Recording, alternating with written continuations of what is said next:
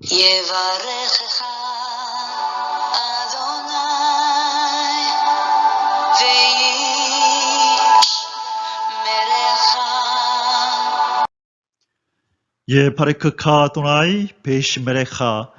사랑하는 성도 여러분, 오늘 하루도 전지전능하신 임마누엘의 하나님께서 여러분에게 복을 주시고 여러분을 안전하게 지켜주시기를 축복합니다. 아멘. 사랑하는 성도 여러분, 반갑습니다. 오늘도 새 호흡을 주셔서 하나님의 영광을 위하여 살아갈 수 있도록 역사해 주신 창조주 하나님을 찬양합니다. 오늘 1189 성경 장별 강의 오늘 12번째 시간입니다. 창세기 12장의 말씀을 우리가 함께 공부하면서 이 믿음의 조상 아브라함의 그 삶을 통하여 또 우리 하나님께서 우리에게 어떤 교훈을 주시는지 우리 한번 살펴보고 이 말씀이 우리의 심령에 깊이 새겨져서 우리의 남은 생에도 믿음의 조상 아브라함의 아름다운 신앙의 모습을 본받아 하나님 앞에 인정받고 쓰임받는 그런 삶이 되시기를 주님의 이름으로 축복합니다. 오늘 창세기 12장의 제목을 본토 친척 아비집을 떠나는 아브라함 그리고 애굽으로의 이주라는 제목을 좀 길게 달았습니다. 자, 창세기 12장 그 유명한 본토 친척 아비집을 떠나라 할 때 아브라함이 믿음의 조상 아브라함이 떠나는 장면이 나오고 그러다가 가나안에 거하다가 기근을 맞이하여 애굽으로 이주하게 되고 그 애굽으로 이주한 그 애굽 땅에서 이 사레 아직까지 이름이 바뀌지 않았죠. 이제 나중에 사라로 바뀔 건데 그냥 사라라고 하겠습니다. 사라를 이렇게 누이라고 또 반은 진실이고 반은 거짓말을 함으로 인해서 애굽 왕 바로에게 아내를 빼앗기고 어려움을 당하는 그러나 하나님이 개입하셔서 구해주시는 그 사건들이 나오죠. 자, 이제 창세기 12장 말씀을 하나씩 살펴보면서 하나님 말씀을 더 깊이 공부하도록 하겠습니다. 창세기 12장의 주제 성구는 12장 2절에서 3절 말씀으로 정했습니다.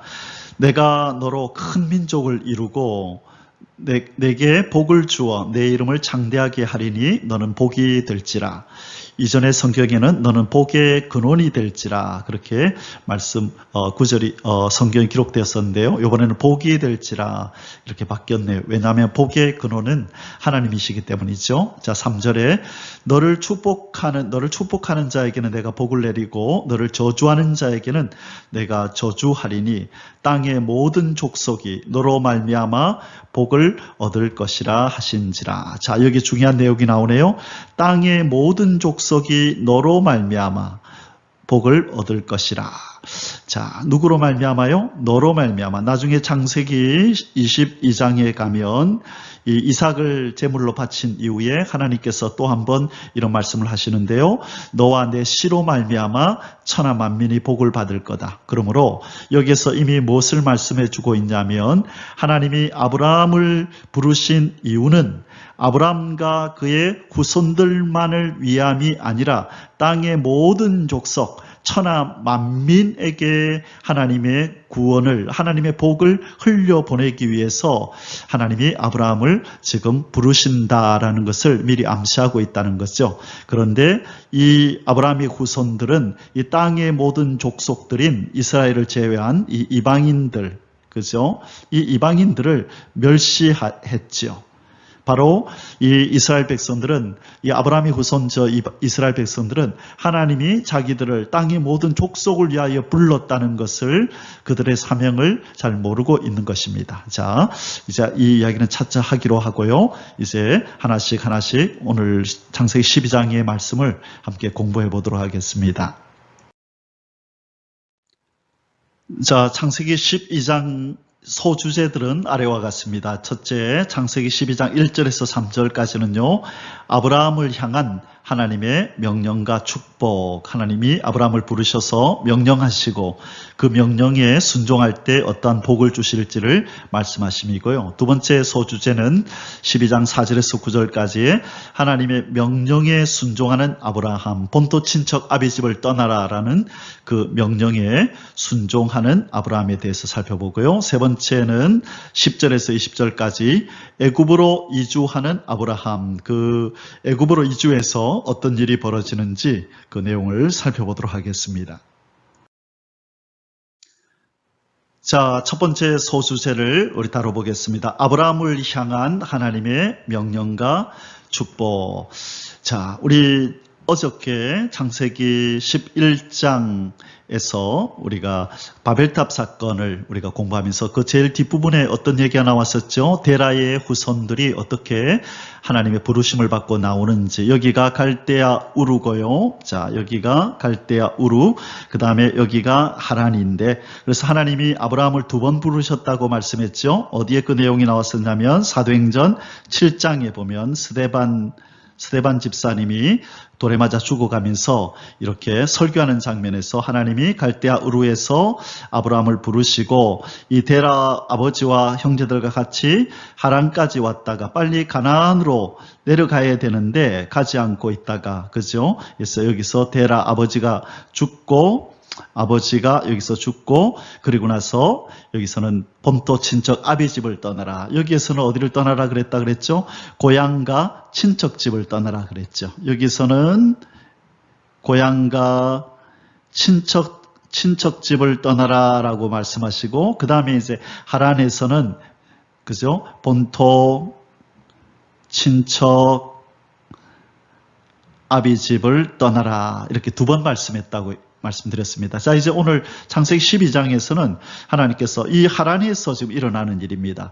이제 아버지가 죽었습니다. 그래서 본토 친척 아비집을 떠나서 내가 너에게 지시할 땅으로 가라. 그 지시할 땅이 가나안이죠. 자, 우리 이 부분 기억하시고 하나님이 아브라함을 두 번 부르셨다는 것 기억하시기 바랍니다. 아브라함을 향한 하나님의 명령과 축복. 자, 첫째로 본토와 친척과 아비집을 떠나라 명령하시는 하나님. 창세기 12장 1절에 여호와께서 아브라함에게 이르시되 너는 너의 고향과 친척과 아비집을 떠나 내가 너에게 보여줄 땅으로 가라. 자, 아브라함은 지금 그 땅이 어딘지 알고 있습니까? 모릅니까? 알고 있습니다. 갈대아 우르에서 이미 가나안 땅을 향하여 가라고 말씀하셨죠. 그죠? 그런데 그가 지금 하란에 머물러 있는 것입니다. 그래서 다시금 일어나라고 말씀합니다. 아마 아브라함이 자기가 지금 어디로 가야 하는지 오랜 시간 거기 지체되다 보니까 잊고 있는지도 모르겠어요. 근데 하나님께서는 분명히 내가 너에게 보여줄 땅으로 가라라고 말씀합니다. 이미 그들은 이 데라의 가족들은 하란을 머물러 있고 지금 가나안 땅을 향하다 거기 머물러 있다 그랬죠. 근데 거기에서는 하나님이 아브라함을 불러냅니다. 그때 롯이 따라 나오죠. 자, 하나님이 명령하신 이유는 뭐냐? 그 하란, 거기는 바로 이 갈대아 우르 지역, 이 갈대아 우르와 이 하란은 이 전 메소포타미아 지역을 의미하는데 거기는 우상을 섬기는 그런 분위기가 팽배해 있었다는 거예요. 그래서 이 하나님께서 선택한 이 아브라함이 만약 이 메소포타미아 지역, 이 갈대아 우르와 이 하란 이쪽을 떠나지 않으면 자연스럽게 우상 숭배에 이렇게 젖어들게 되고 배이게 되죠. 또 그에 하나님께서 후손을 준다 할지라도. 그래서 하나님은 좋은 못자리를 딱 하나님께서 주시기 위하여 하나님께서 불러내시는 겁니다. 그래서 일단 가나안 땅으로 인도해서 그곳을 주겠다고 말씀하시고 큰 민족을 만들기 위해서는 더 안전하고 더 넓은 땅이 필요해서 이제 나중에 요셉을 통하여 애굽으로 하나님께서 보내시게 되는 거죠. 자, 일단은 본토 친척 아비집을 떠나라. 왜? 네가 사는 곳은 우상 숭배가 횡행하고 우상 숭배가 편만에 있어서 너희 영적 생활에 도움이 안 된다. 나는 철저하게 믿음의 사람을 만들어야 되는데 네가 거기 있어서는 안 된다. 나와라 라고 지금 말씀하시는 겁니다. 자, 하나님께서는 이제 그 본토 친척 아비집을 떠나라 명하시면서 순종할 때 어떤 복을 주실지를 말씀하시는데요. 큰 민족을 이루어 주겠다 이렇게 말씀합니다. 창세기 12장 2절과 3절입니다. 내가 너로 큰 민족을 이루고 너에게 복을 주어 너 이름을 창대하게 하리니 너는 복이 될지라.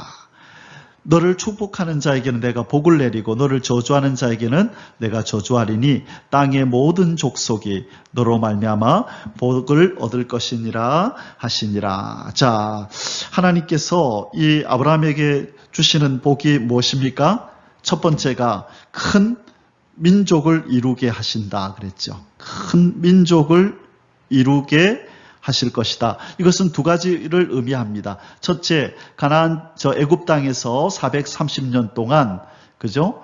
이스라엘 큰 민족이 이루어졌죠. 1차적으로. 그리고 나중에 큰 민족이 누구냐 하면 아브라함의 영적 후손들을 통하여 또 큰 민족이 이루어질 것을 지금 얘기하고 있는 하나님께서 말씀하고 있는 것입니다. 자, 그래서 바로 하나님이 복을 준 이 사람 바로 이 아브라함은 이제 육적으로 큰 민족을 이룰 뿐만 아니라 흩어져 있는 저 많은 이방인들, 그죠? 아직까지 선택되지 못한 이방인들에게 나라 백성 방언 임금 모든 족속에게 복을 끼쳐서 바로 나중에 아브라함이 후손이 되고 이방인들조차도 먼저는 이스라엘 민족이 아브라함의 후손이고 그 다음에 저 외방에 있는 이방인들조차도 아브라함의 후손 예수 그리스도를 통하여 누구의 후손으로 들어오게 되죠? 바로 아브라함의 후손으로 이 사람은 지금 아브라함 아닙니다. 모세입니다. 자, 아브라함의 후손으로 들어오게 되는 거죠. 그래서 하나님께서 창세기에서 이렇게 그 15장에 가면 하늘의 별들을 보여주면서 네 후손이 하늘의 별같이 바다의 모래수같이 많아지리라. 그래서 하나님이 지금 이 순종하면 주시겠다고 하는 그 복이 뭐냐? 큰 민족을 이룬다. 라는 것은 바로 두 가지 의미라는 거예요. 애굽에서 430년 동안 육적 이스라엘 백성들을 그렇게 먼저 만들어내고 그리고 이 땅에 퍼져 있는 수많은 이방인들 그들도 그의 후손 예수 그리스도를 통하여 아브라함의 후손이 되게 하겠다. 그러므로 큰 민족이 이루어지는 일이 되는 것이죠. 바로 이것이 큰 민족에 대한 복이고 그 다음에 하나님께서 너는 복이 될지라 이렇게 하나님께서 복을 빌어주셨습니다. 그래서 너를 축복하는 자는 복을 받고 너를 저주하면 저주를 받을 거다. 복이 되는 그 축복을 주셨고요. 세 번째가 무엇이냐면 이름이 창대케 되리라. 이름이 창대케. 자, 이 아브라함은 이름이 창대케 됐나요? 안 됐나요? 됐죠. 지금 예수 믿는 모든 사람들이 아브라함의 후손이라 그러면서 아브라함을 얘기를 하잖아요. 그죠? 자, 그래서 이 아브라함의 이름은 창대케 됐고 그 다음에 이 아브라함은 복의 근원이 아니라 복이 되는 삶을 살 뿐만 아니라 그 자신이 복을 받은 삶을 살게 될 거다 그랬죠. 자, 복을 받은 삶.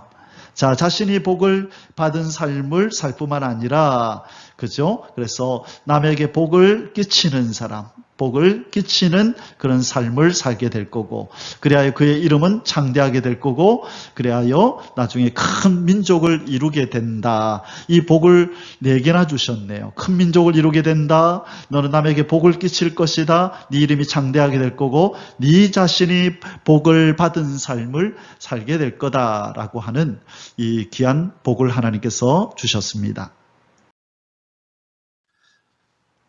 자, 이제 두 번째 소수제를 다루겠습니다. 하나님께서 본토 친척 아비집을 떠나라 명하시니 하나님의 명령에 순종하는 아브라함의 모습이 나타납니다. 자, 아브라함이 길을 나설 때에 히브리서 11장 8절에 보면 하나님이 아브라함을 부를 때에 갈 바를 알지 못하고 갈 바를 알지 못하고 길을 나섰다. 그렇게 나옵니다. 그러나 우리가 앞에서 쭉 살펴본 바와 같이 지금 대략적으로 큰 그림은 하나님이 보여주셨죠. 지금 어디를 향하여 가라고 말씀하셨나요? 가나안 땅을 향하여. 가나안 땅을 향하여 가라고 말씀하셨습니다. 그런데 여기서 갈 바를 알지 못하고 간다는 것은 이 가나안 땅도 그죠? 지형이 넓잖아요. 그죠? 어디 주소를 얘기해 주면서 어디에 가서 어느 지점에 가서 네가 정착하고 거기서 어떻게 해라라고 얘기를 해 주시면 좋을 텐데 그냥 막연하게 가나안 땅을 향하여 가라 그러니까 도대체 어디로 가야 될지 우리가 한국 땅으로 가라 그러면 대한민국 땅으로 가라 그러면 서울로 가라는 말씀인지 부산으로 가라는 건지 대구 대전으로 천안으로 가라는 건지 우리 알지 못하고 좀 세밀하게 하나님 앞에 알려달라고 그러지 않겠습니까? 그런데 여기서 이제 순종의 원리가 나옵니다. 하나님께서 우리에게 순종하라 그러실 때는 한 걸음 한 걸음 인도하신다는 거예요. 한 걸음씩 인도하신다는 거예요. 그래서 일어나라 그러면 일어나면 이제 어디로 가라 그러시고 그쪽으로 가면 또 그 다음에는 어떻게 하라 그러시고 그리고 가면 어떻게 하라 그러시고 그런데 우리는 순종하기 전에 뭘 알고 싶지요? 제일 마지막 종착지를 알고 싶은 거예요. 그래서 마지막에 어떻게 하라는 겁니까? 라고 이것까지 알고 싶은 거지요. 그런데 하나님은 한 걸음씩 인도하신다는 거예요. 그래서 우리가 순종할 때에 멀리 미리 바라보고 멀리 바라보면서 걱정할 필요가 없습니다. 중요한 것은 뭐냐? 내가 지금 와 있는 이곳이 내가 서 있는 이곳이 하나님의 말씀에 순종하여 내가 있는 이곳이라 그러면 다음 지시가 있을 때까지 이곳에 머물고 있으면 되는 것입니다. 그러다가 하나님이 사인을 주시고 일어나라 그러면 짐을 싸고 일어나면 되고요. 그 다음에 어디로 인도하시면 거기 또 머물면 되고 언제까지? 이동하라 할 때까지 뭔가 다른 지시를 할 때까지 머물러 있으면 되는 것입니다. 그런데 우리는 조바심을 가지고 하나님의 지시가 없는데도 머물고 있던 곳에서 뭔가 변화를 주려고 이동하려고 우리 임의로 그렇게 우리의 삶의 주도권을 가지고 우리가 행할 때가 있죠. 그때 자칫 잘못하면 하나님의 뜻을 거스릴 수가 있고 하나님의 뜻을 이렇게 우리가 망칠 수가 있다는 거죠. 결국은 하나님이 합력해서 다시 돌려놓겠지만 우리는 순종의 원리를 알고 따라가야 된다는 거예요. 그래서 지금 우리가 있는 이곳이 하나님이 분명히 인도에서 오셨다는 것을 믿고 여러분이 있는 그 자리에서 다음에 하나님의 지시가 있을 때까지는 여러분이 임의로 변화를 주려고 그래서는 안 된다는 거예요. 그래서 우리가 늘 기도하면서 하나님 한 걸음 한 걸음 인도해 주옵소서 그렇게 기도해야 되는 거죠. 이 원리가 나중에 이 아브라함의 후손인 이스라엘 백성이 광야 생활을 할 때에 구름 기둥과 불 기둥이 인도하는 곳으로 따라가는 거죠. 그래서 멈추면 거기다가 성막을 치고 장막을 치고 머물다가 또 구름기둥 불기둥이 움직이면 이동해 가고 그것이 바로 하나님 앞에 순종하는 원리입니다. 그래서 지금 있는 곳에 하나님 인도하신 줄 알고 지금 하고 있는 일을 하나님이 시킨 줄 알고 다음 지시가 있을 때까지는 그 자리에서 최선을 다하여 순종하시는 저와 여러분이 되시기를 주님의 이름으로 축원합니다. 아멘. 자, 아브라함은 어떻게 하나님의 명령에 순종하는지 이제 하나씩 살펴보겠습니다. 여호와의 말씀을 따라 하란을 떠나는 아브라함. 자, 하나님은 누구의 말씀을 따라갔다고요? 여호와, 언약의 하나님의 말씀을 따라갔다. 창세기 12장 4절에서 6절까지입니다. 이에 아브라함이 여호와의 말씀을 따라갔고 롯도 그와 함께 갔으며 아브라함이 하란을 떠날 때에 75세였더라. 자, 중년의 나이입니다. 75세면은 적지 않은 나이였죠. 그죠? 이때 이미 사람의 수명이 많이 줄어들었는데 75세 때에 이미 그 하란에서 정착하고 또 친구들도 또 주변 이웃들도 그렇게 함께 어울려서 안정된 삶을 아마 살고 있었을 것입니다. 그런데 하나님이 그 정들고 안정된 그곳을 떠나라고 말씀합니다. 왜 그렇다고요? 그 땅은 우상 숭배가 성행하는 땅이었다는 것이죠. 자, 그때 아브라함이 떠날 때 나이가 75세라는 것 기억하시기 바랍니다. 자, 누구 떠났을까요? 아브라함과 아내 사레, 그리고 조카 롯이 함께 하란을 떠났습니다. 5절에 아브라함이 그의 아내 사레와 조카 롯과 하란에서 모은 모든 소유와 얻은 사람들을 이끌고, 자, 사람들도 이끌고 왔네요. 모든 소유와. 그래서 나중에 그 집에서 길리운 318명을, 그죠? 군인으로 만들어서 나중에 저 소돔 전쟁에서 롯이 납치되어 갔을 때 뺏어오는 그 일이 있었죠. 그래서 이 아브라함, 하란을 떠나는 아브라함은 소유도 많았고 사람들도 많이 있었다는 걸 우리가 알게 됩니다. 가나안 땅으로 가려고 떠나서 어디를 가려고? 가나안 땅으로 가려고 떠나서 마침내 가나안 땅에 들어갔더라. 아브라함이 그 땅을 지나 세겜 땅 모래 상수리 나무에 이르니 그때 가나안 사람이 그 땅에 거주하였더라. 자, 여기서 중요한 것은 하나님은 아브라함은 무엇을 따라갔다고요? 여호와의 말씀을 따라갔다. 하나님의 말씀을 따라가면 하나님이 뭐 해주실까요? 책임져 주십니다. 하나님의 말씀에 순종해서 뭔가를 할 때는 하나님이 반드시 책임져 주시지만 내가 내 임의로 뭔가를 할 때 내 임의로 하면서 하나님의 뜻인 양 그렇게 주장하면서 할 때는 하나님이 책임져 주지 않으십니다. 우리가 잘못한 거죠. 그래서 앞에서 제가 말씀드렸죠. 순종의 원리는 일단은 하나님의 말씀을 시키는 대로 해야 된다고요. 한 걸음 한 걸음. 그래서 지금 있는 이곳을 내가 하나님의 인도를 따라 왔는가 확인해보고 그렇다면 다음 지시가 있을 때까지 최선을 다해 순종의 삶을, 최선을 다하는 삶을 살면 된다는 것입니다. 하나님의 명령에 순종하는 아브라함, 작은 두 번째로 하나님께서 나타나 재차 기업의 땅을 약속하십니다. 자, 이제 아브라함이 가나안 땅에 들어왔죠. 이제 하나님이 약속하시는 것입니다. 다시 한번 여호와께서 아브라함에게 나타나 이르시되 내가 이 땅을, 자, 이 땅이 어딘가요? 가나안 땅이죠. 지금 약속의 땅. 그래서 약속하신 땅, 가나안이라고 얘기하는 겁니다. 자, 가나안 땅에 이 땅을 내 자손에게 주리라 하신지라 자기에게 나타나신 여호와께 그가 그곳에서 제단을 쌓고, 자, 먼저 하나님께서 이 땅을, 가나안 땅을 네 자손에게 주리라 약속하시는 장면이 나옵니다. 하나님의 명령에 순종하는 아브라함, 세 번째로 제단을 쌓고 여호와의 이름을 부르는 아브라함. 좀 전에 앞에서 하나님께서 나타나셔서 이 땅 가나안을 너에게 네 후손에게 주리라 약속하니까 바로 이어서 지금 아브라함이 뭘 하죠? 여호와께서 아브라함에게 나타나 이르시되 내가 이 땅을 네 자손에게 주리라 하신지라 자기에게 나타나신 여호와께 그가 그곳에서 제단을 쌓고 바로 제단을 쌓습니다.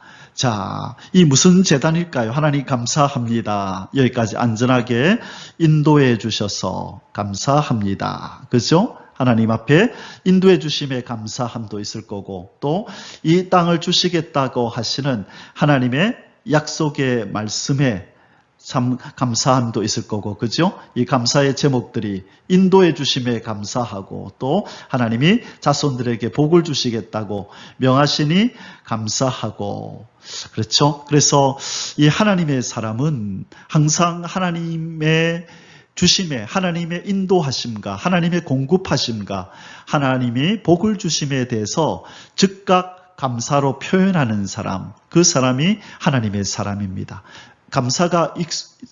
감사에 인색한 사람은 하나님 앞에 참되게 쓰일 수가 없습니다. 하나님의 사람들은 다 감사의 사람이었습니다. 누가 그 하나님 앞에 은혜를 받고 바로 제단을 쌓았죠? 우리가 앞에서 살펴보았던 창세기 9장 1절 이하에 보면 8장에서, 그죠? 8장 끝부분에서 제단을 쌓던 노아, 그리고 그러자 9장 1절에서 하나님이 이 제단을 쌓은 노아에게 복을 축복해 주신 거죠. 그죠? 그래서 생육하고 번성하여 땅에 충만하라 노아와 그 아들들에게 복을 주시는 장면이 나오죠. 믿음의 사람은 하나님이 주신 복에 즉각 반응하며 제단을 쌓고 감사의 예배를 올리는 것입니다. 자, 아브라함은 계속해서 8절에서 거기서 베델 동쪽 산으로 옮겨 장막을 치니 어디에 머물렀다고요? 베델에 치니 서쪽은 베델이요 동쪽은 아이라. 그가 그곳에서 여호와께 제단을 쌓고 여호와의 이름을 부르더니 점점 남방으로 옮겨갔더라. 자, 가는 곳마다 제단을 쌓습니다. 바로 하나님 중심, 하나님 중심, 예배 중심. 그렇죠. 어디를 가나 하나님을 중심해서 예배를 드리며 사는, 여호와의 이름을 부르며 사는 바로 이런 사람이 믿음의 조상이 되는 것이죠. 그래서 우리도 이 믿음의 선배 노아처럼 항상 하나님 주신 복에 대해서 감사하고 어디를 가든지 간에 무엇보다도 항상 예배를 소중히 여기고 항상 하나님의 이름, 여호와의 이름을 부르며 살아가는 그런 신앙인이 되시기를 주님의 이름으로 축복합니다. 아멘. 자, 이제 세 번째 주제로 나아가겠습니다. 애굽으로 이주하는 아브라함. 애굽으로 내려가네요. 아브라함이. 자, 갈대아 우르에서부터 출발해서 하란까지 왔다가 본토 친척, 여기 갈대아 우르에서는 고향 친척집을 떠나라, 하란에서는요 본토 친척 아비 집을 떠나라 해서 이 베델까지 왔는데 이 가나안 땅 베델에 이제 기근이 들지요. 기근이 들어서 이제 이 애굽 땅으로 들어가는 이 장면이 이제 창세기 12장 10절에서 20절까지 나옵니다. 이 애굽에서 어떤 일이 발생하는지, 그리고 아브라함은 어떻게 반응하고 또 하나님은 이 아브라함에게 어떻게 역사해 주시는지를 한번 살펴보겠습니다. 자, 첫 번째 애굽으로 이주하는 아브라함, 첫 번째 기근이 찾아온 가나안 땅. 자, 가나안 땅은 무슨 땅이죠? 하나님께서 인도하신 땅, 하나님께서 지시하신 땅, 그죠? 이 땅은 하나님의 인도가 있어서 온 땅이고 하나님의 지시가 있어서 온 땅임에도 불구하고 기근이 찾아왔다는 것이에요. 그래서 하나님의 인도하심과 하나님의 지시하심에는 늘 평안과 안전만 있는 것이 아니라 세상 사람들이 동일하게 경험하는 기근을 하나님의 말씀을 따라 온 이 가나안 땅에도 동일하게 어려움이, 기근이 찾아온다는 것이죠. 그러나 여기서 우리는 뭘 기억해야 되죠? 아무리 기근이 찾아오더라도 하나님께서 책임져 주신다는 것, 책임져 주신다는 것을 알고 하나님 앞에 여쭈어야죠. 그죠? 여쭈어야 되는데 지금 이 장면에 보면 그런 내용이 안 나와요. 자, 창세기 12장 10절입니다. 그 땅에 기근이 들었으므로, 무슨 땅이죠? 그 땅, 이 가나안 땅에 기근이 들었으므로 아브라함이 애굽에 거류하려고 그리로 내려갔으니 이는 그 땅에 기근이 심하였음이니라. 자, 이 기근이 있다고 해서 지금 하나님 앞에, 하나님 어려움이 있습니다. 기근이 있어서 먹을 것이 없습니다. 뭔가 하나님 앞에 여쭙는 내용이 없지요. 여기에서 하나님 우리에게 말씀하시는 거예요. 어려움을 당할 때 그냥 스스로 판단해서 애굽으로 내려가면 안 된다는 거예요. 뭔가 하나님 앞에 여쭈는 그런 내용이 있었어야죠. 그렇죠? 그래서 하나님이 애굽으로 내려가라 그러시면 내려갔을 때 하나님이 책임져 주실 텐데 이 애굽으로 내려감을 자의로 그냥 본인의 의사결정에 의해서 내려가서 결국 어떤 일을 당하나요? 아내를, 그죠? 아내를 빼앗기는 일이 발생하죠. 그리고 잠 못 자는 밤을 그가 보내게 되는 것입니다. 여러분, 이 사건에서 떠오르는 한 사건이 있네요. 여러분, 다윗이 이 자기의 장인 사울에게 쫓겨다닐 때 막 도망 다니다가 너무너무 피곤하니까 나중에 하나님 앞에 묻지 않고 적진으로 들어가 버립니다. 적진으로. 그래서 거기 가서 적진으로 들어갔다가 거기서 이제 위기를 당하여 미친 짓을 하면서 침을 벽에다 바르고 하는 일이 있고, 그러다가 또 이제 자기와 자기 부하들이 또 다른 적들에게 포로가 되어서 끌려갔다가 이 부하들에게 돌에 맞아 죽을 뻔한 일을 경험하는 일이 있습니다. 자, 그것처럼 다윗이 사울을 피해서 이스라엘 땅에서 잘 피해 다니고 보호를 받았는데 지쳐가지고 아예 사울이 오지 못하는 적진으로 들어가 버리자 하고 하나님 앞에 여쭙지도 않고 도망을 쳐버립니다. 인간적으로는 안전하겠죠. 왜? 사울이 못 쫓아오니까. 그러나 하나님의 인도함이 없이 도망친 그곳에서 이 다윗은 인생 참 최고의 비참한 수모를 당하고 미친 사람인 척하면서 벽에다 침을 바르고 자기 부하들에게 돌에 맞아 죽을 뻔한 위기를 경험하게 됩니다. 동일하게 믿음의 선배 아브라함은 지금 기근이 찾아오자 하나님 앞에 여쭙지도 않고 지금 애굽으로 지금 내려가고 있는 것입니다. 어떤 일이 기다리고 있을지 우리는 알죠. 그러나 이 아브라함은 아직까지 그 내용을 모르고 있습니다. 애굽으로 이주하는 아브라함, 자 이제 가나안 땅에서 기근을 경험한 이 아브라함이 이 애굽으로 내려갔습니다. 자, 애굽으로 내려간 어떤 일이 있을까요? 기근을 피해 애굽에 이른 후 두려워하는 아브라함. 여러분 이 두려움의 원인을 알지요? 이 사라가 이 나이가 있었는데도 아주 아름다웠나 봅니다. 그래서 사람들에게 이 아내를 빼앗길까봐 자기를 죽이고 이 아내를 뺏어갈까봐 이제 나름대로 인간적인 방법을 사용하는 겁니다. 자, 어떻게 했는지 볼까요? 창세기 12장 11절에 그가 애굽에 가까이 이를 때에 그의 아내 사레에게 말하되 내가 알기에 그대는 아리따운 여인이라. 애굽 사람이 그대를 볼 때 이르기를 이는 그의 아내라 하여 나를 죽이고 그대는 살리리니 원하건대 그대는 나의 누이라 하라. 그러면 내가 그대로 말미암아 안전하고 내 목숨이 그대로 말미암아 보존되리라. 자, 아내라 그러면 이 남자 죽이고 우리 제 아내 빼앗자 이렇게 할 건데 내 동생이라 그러면 아유 오빠 되시네요. 좀 잘 부탁합니다 하고 자기를 선대할 거라고 생각한 거죠. 자, 이것이 인간적인 방법입니다. 여러분. 자, 그러면 우리 지금 이 아브라함이 하는 말 그대는 나의 누이라 하라 할 때 이것은 처세를 잘 한 겁니까? 이 사례는 아브라함의 누이 맞나요? 누이가 맞습니까? 예, 맞죠. 누이가 맞습니다. 이 내용은 어디에 나오냐면 창세기 20장 11절에 가면 이 사라는 아브라함의 이복 누이입니다. 배다른 누이입니다. 이복 누이, 배가 다른 누이라는 거죠. 이게 무슨 말이냐면 이 아브라함의 아버지가 누구였죠? 예, 아브라함의 아버지가 데라였잖아요. 그죠? 데라에게 아들이 셋이 있었잖아요. 아브라함이 있었고 나홀이 있었고 그죠? 아브라함, 나홀, 그 다음에 하란이 있었죠. 그죠? 근데 하란은 일찍 죽었다. 그죠?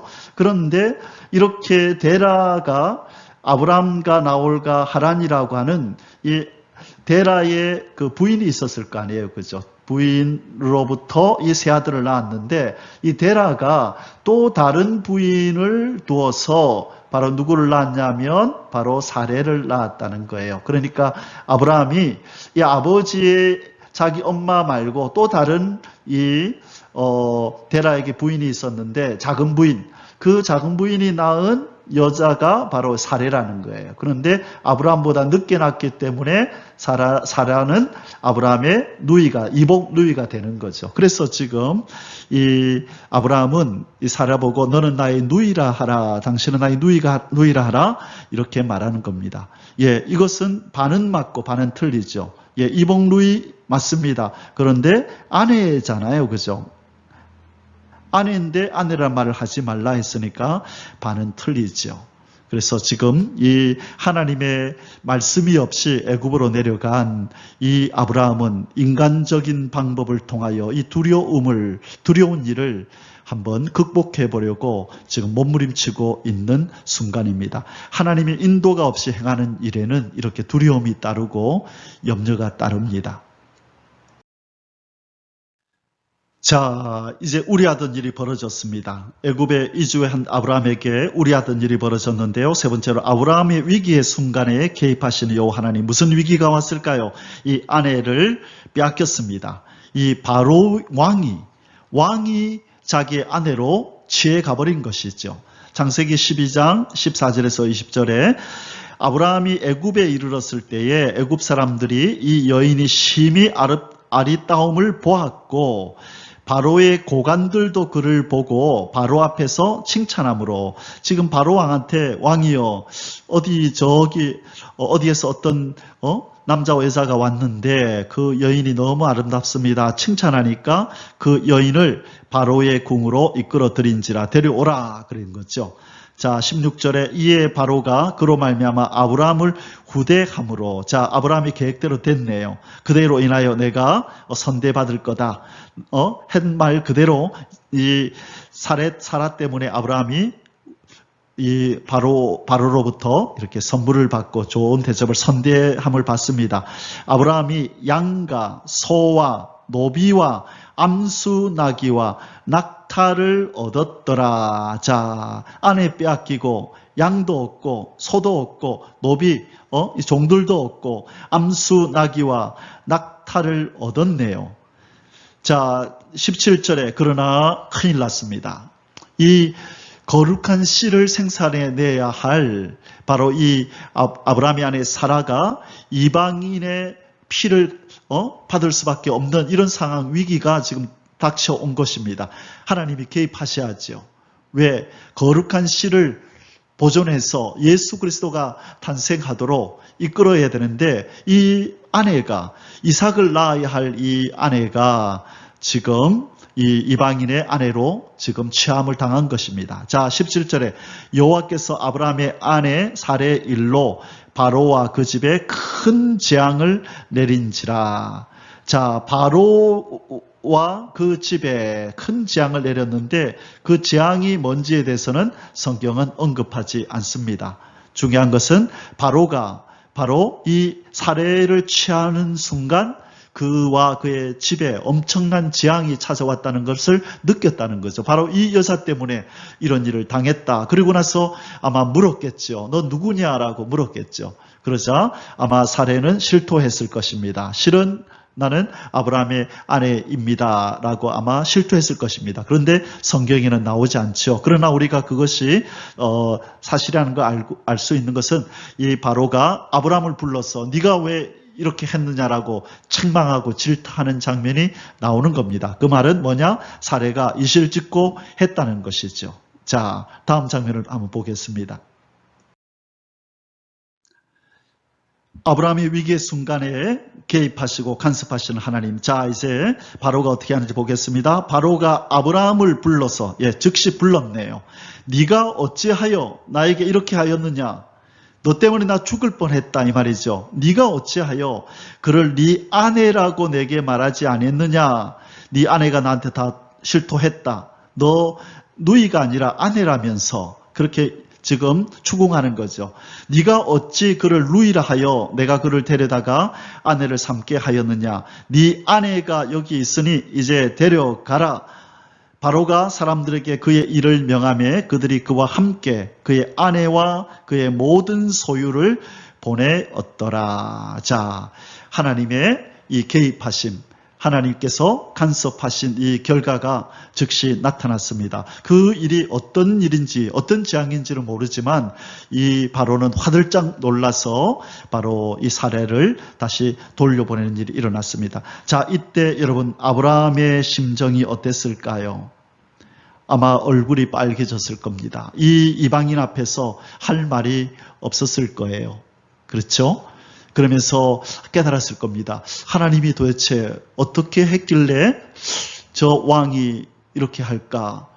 자기는 손쓸 어떤 일을 할 수 없는 속수무책의 그런 상황이었는데 하나님이 도대체 어떻게 했길래 저 사람이 내 아내를 다시 돌려줄까? 아마 여러 가지 생각으로 복잡했을 겁니다. 어찌했든 간에 우리가 여기서 알 수 있는 것은 하나님은 이 믿음의 사람, 하나님이 택한 이 사람을 지키시고 이 가정을 지키고 그의 환경을 하나님이 개입하셔서 역사하신다는 거예요. 그래서 사랑하는 성도 여러분, 우리도 하나님에 의해서 택함받은 하나님의 사람들이기 때문에 우리가 알지 못하는 가운데 우리와 관련된 사람 가운데 하나님이 역사하시고 우리가 처해 있는 환경 가운데 역사하셔서 합력하여 선을 이루도록 하신 것입니다. 자, 우리가 조금 전에 이 바로가 지금 그 사라를 취하면서 재물을 막 주죠. 동물들도 주고, 그죠? 동물들하고 노비도 주잖아요.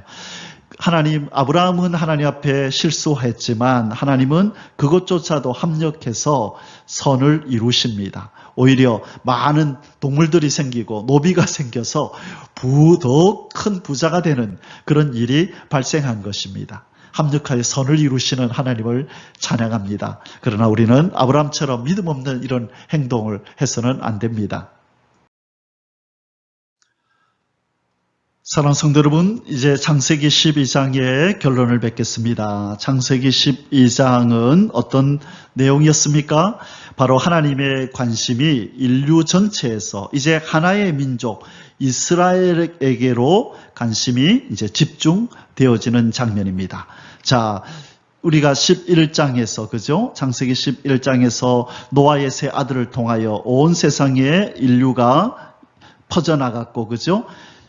그렇게 만든 다음에 하나님이 12장에서는 이제 하나의 민족, 이스라엘을 만들기 위해서 한 사람을 불렀습니다. 이제 바로 이 온 세계에 퍼져 있는 이 인생들을 구원하고 이들에게 복을 끼치기 위해서 한 민족을 만들기로 하나님 계획하시고 그 민족의 우두머리로 이 아브라함을 불러서 이제 이스라엘이라는 큰 민족을 만드시겠다는 거예요. 그래서 그 내용이 바로 창세기 12장에서부터 시작이 되는 것입니다. 그래서 이 창세기 12장은 이제 예수 그리스도가 오게 될 바로 믿음의 조상을 부르는 장면, 그리고 나중에 그 아브라함의 후손으로 예수 그리스도가 이 땅에 등장하셔서 하나님이 만들어 놓은 이 인류들에게 이 복을 끼치는 그 일이 일어나게 되는 것입니다.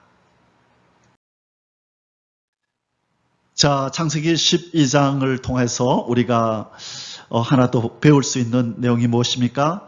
하나님의 사람을 인내하시면서 빚어가시는 우리 하나님의 열심입니다. 여러분, 아브라함은 믿음의 조상이지만 우리가 보았듯이 얼마나 미숙합니까? 그죠? 얼마나 믿음이 없습니까? 하나님이 말씀도 없는데도 애굽으로 그냥 내려가 버리고 거기서 위험한 일을 당할까봐 아내를 루이라고 속이고 이런 믿음 없는 아브라함의 모습임에도 불구하고 하나님은 책망하지 않아요. 좀 전에 이 애굽 왕 바로에게서 꾸중을 듣고, 그죠? 애굽 왕 바로에게서 책망당하고 그렇게 질책당했던 아브라함, 그렇죠? 이 아브라함을 하나님은 뭐라 하시던가요? 데리고 나오면서 네가 왜 이렇게 했느냐 꾸중하시던가요? 아니요. 하나님은 바로 이 아브라함의 믿음 없음을 책망하지 않습니다. 왜냐하면 아직 믿음 없는 연약한 일개의 사람임을 하나님은 아신 것입니다. 그리고 열심을 품고 한 가지 한 가지 가르치시고 이런 환경 저런 환경 이런 사람 저런 사람을 만나게 하시면서 믿음을 키워가시는 겁니다. 우리 하나님은 그렇게 우리를 채찍을 들고 휘몰아가지 않으시고 오래오래 참으시면서 인내하시면서 우리를 지켜봐 주시는 것입니다. 아브라함은 자기 아내를 루이라고 또 한 번 얘기하죠. 그죠? 아비멜렉 왕에게도 애굽 왕, 이 바로 왕뿐만 아니라 아비멜렉 왕에게도 또 똑같은 실수를 또 하지만 하나님은 그때도 책망하지 않고 가만히 지켜보시고 시간을 두고 그를 키워가십니다. 그래서 믿음의 조상을 만들기 위해서 우리 하나님은 인내하시는데 여호와의 열심으로 이를 이루신다는 거예요. 여호와의 열심을 통하여 하나님은 무슨 일을 하시느냐? 먼저 이사야 9장 7절에 보면 그 정사와 평강이 더함이 무궁하며 또 다윗의 왕자와 그의 나라 나라에 군림하여 그 나라를 굳게 세우고 지금 이후로 영원히 정의와 공의로 그것을 보존하실 것이라. 만군의 여호와의 열심히 이를 이루시리라.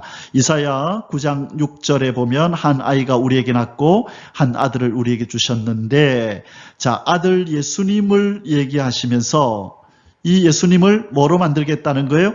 다윗의 왕자에 앉는, 다윗의 왕위를 잇는 왕을 만들겠다는 거예요. 그 일도 열심으로 하시는데, 그러면 예수 그리스도가 오시게 하기 위해서는 바로 아브라함을 하나님께서는 열심히 만드셔야 되는 거예요. 그래서 하나님이 이 아브라함을 부르신 후에 하나하나 가르치면서 예수 그리스도의 조상으로서 부족함이 없도록 열심을 품고 만들어 가시는 겁니다. 사랑하는 성도 여러분, 저와 여러분도 하나님을 위해서 택함을 받고 예수님으로 인해서 구원을 받고 거듭나서 지금 하나님의 천성을 향하여 걸어가고 있습니다.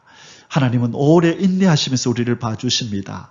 여러분, 우리 자신이 바로 그런 존재인 줄 알고 하나님이 인내를 가지고 나를 지켜봐 주시다는 걸 알고 우리는 우리 자신뿐만 아니라 우리 주변에 있는 기독교인들에게도, 우리 성도들에게도 우리는 이런 인내로 함께 기다려줘야 됩니다.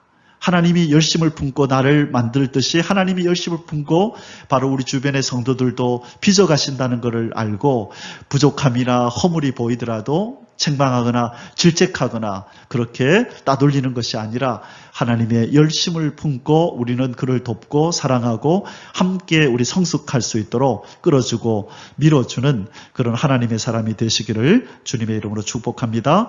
아멘. 오늘 하루도 우리 하나님의 은혜와 사랑과 보호 속에서 안전하고 평강한 하루가 되시기를 주님의 이름으로 축복합니다. 아멘. יברכך